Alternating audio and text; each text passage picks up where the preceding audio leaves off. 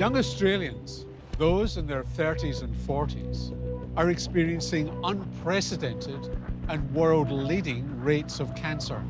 We have the highest rates of cancers in younger people. Like, why me? I was still very young. Like, I don't smoke, I don't drink, I wasn't obese.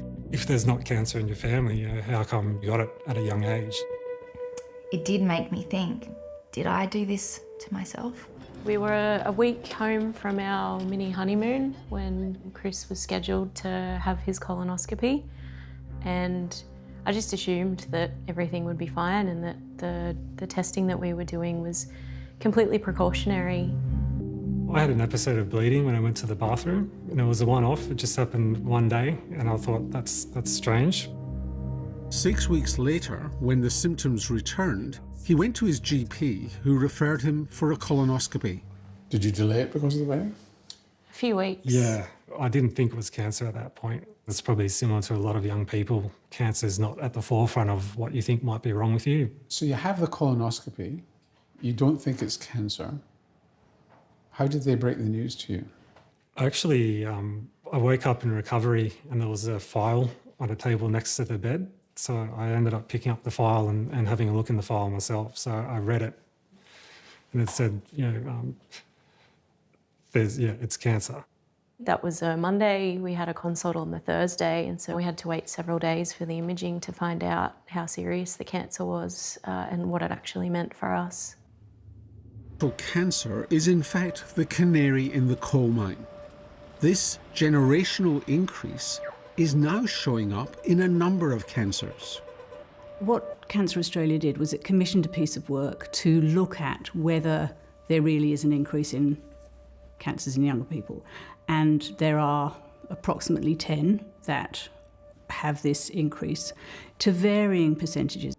Cancer has traditionally been a disease of ageing, and bowel cancer, breast cancer, lung cancer, they all increase with age. But over the last 20 years, there's been a real, it's small in absolute numbers, but it is a real increase in the number of younger adults developing these cancers. I'm getting like itch all over my body. And we thought it might be an allergy. We did blood test, everything, and everything came back normal. So we thought nothing of it until, 6 months later, we actually felt some pain in my abdominal area. The specialist on call at the ER was like, there's no need to worry, it's most likely it's not cancerous. By the time Fiona was formally diagnosed, the tumour in her liver was huge. And in the week between diagnosis and surgery, it ruptured. You straight away think, why me? What have I done? I don't smoke, I don't drink, I wasn't obese. I didn't have any of those symptoms. I was being healthy, I was living, trying to, do all the right things, and it still happens. And you don't think liver cancer would happen to someone who's you get to grow old with your husband, you get to watch your kids grow up, and then suddenly that was something that could be taken away from you. It was Chinese New Year, and we had family dinner, like a whole family dinner, and we both said, we shouldn't tell them yet, not today. Let us just celebrate Chinese New Year. Yeah, I remember calling my mum afterwards and just, bawled. Fiona's cancer journey has been stormy. Major surgery was followed by days in the ICU. Not long after, they discovered the cancer had already spread. We tried 2 different types of immunotherapy first, but they weren't effective.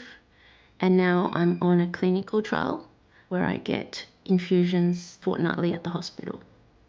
It's keeping the cancer at bay, but it's not a cure. I remember holding back the tears so that my kids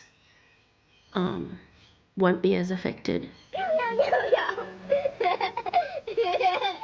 I guess my biggest worry was back to how it will affect them. I just want them to know that it's not their fault.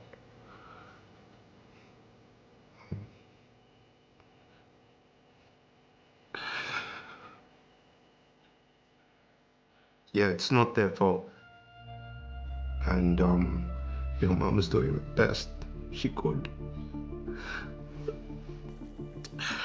Sorry. And I'm a breast cancer survivor.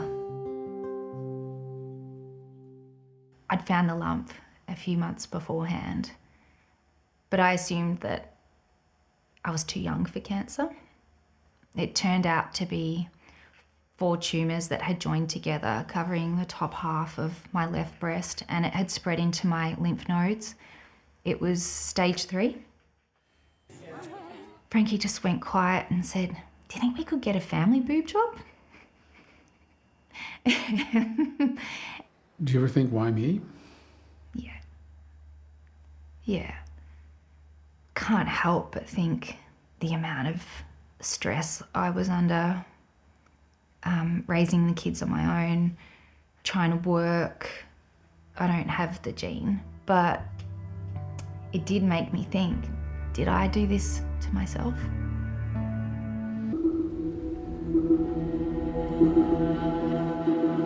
All cancers are caused by genes. Some are inherited, but others are altered by toxins or toxic influences from the world around us. And that seems to be what's happening with this rise in early onset cancers. This cost issue eats away at the idea of equitable cancer care for all. We do have universal health coverage, but that does not mean that people do not have any out-of-pocket costs. The Clinical Oncology Society of Australia has set up financial toxicity guidelines in order to help people through that time, but it is difficult, I agree. For Patrice, the pressure to keep working to pay rent and bills while getting treatment was almost unbearable.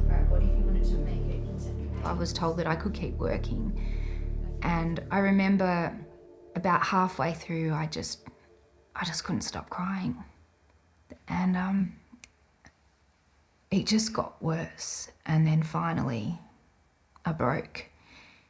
I stopped answering the door. I wouldn't let the kids answer the door. I just wanted it to end. And then thankfully, my best mate Jim, I remember him just turning up and just saying, "Enough's enough. It's time that you open the fucking front door and let me in." And so I did. And yeah, he was just like, "You need help, we're gonna get it for you."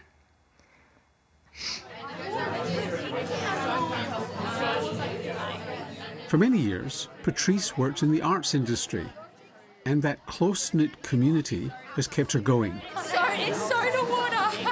Guys, have a little bit more. Something in me kind of flipped and just went into like, someone needs to be the sounding board for Patrice's ideas, and